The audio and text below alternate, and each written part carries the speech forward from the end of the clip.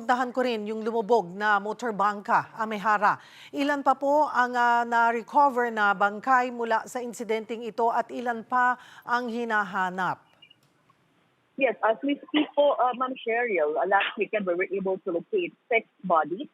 And a day after the incident was reported to us, we were able to rescue 1. So buhay po yun. So 7 in total. And these bodies were turned over to NBI for further forensic examination.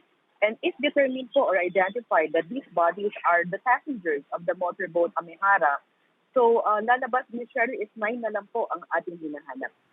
Ano po ang mga hamon sa isinasagawang search and retrieval operations, Captain? Since from the day that the incident was reported, ang drifting zone po netong na-recover po natin ay halos sa may southwest portion na po ng Sarangani Island. So that is an open sea. Until now, ongoing po yung ating SAR, malakas pa rin po yung current as per report po ng ating mga charting po.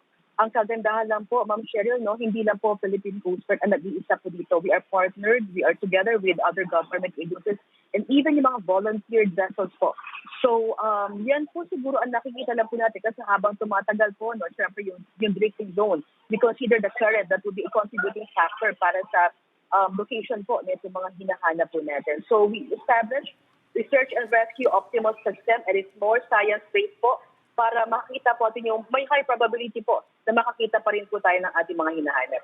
Captain, sinasabing naglagayag ito ng walang pahintulot at permit. Paano ito nakalusot?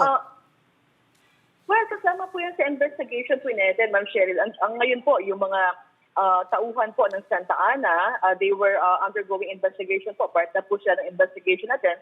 And ang directive naman po ng aming commandant na si Admiral Ronnie Gaban, in case after the investigation, we find out that these personnel remiss their performance of duty, definitely administrative sanction will be given. So we will not be discounting on that part po.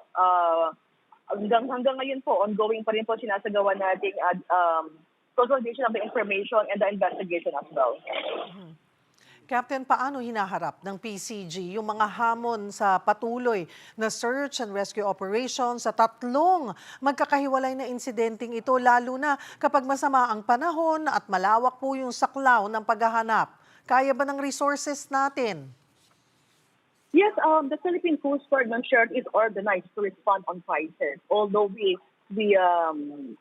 understand po the limitations on the floating assets natin, we partnered with other government agencies. The local government will help us. This is part of the modernization of the Philippine Coast Guard, and the directive of the Commandant today during the press conference is to further enhance the inspection of all vessels, including po yung pag-strengthen ng ating pre-departure inspection at to ensure yung compliance po ng lahat ng barko na before po sila umalis sa port ay thoroughly inspected po ang lahat ng mga certificates at even yung seaworthiness po ng barko before po sila umalis.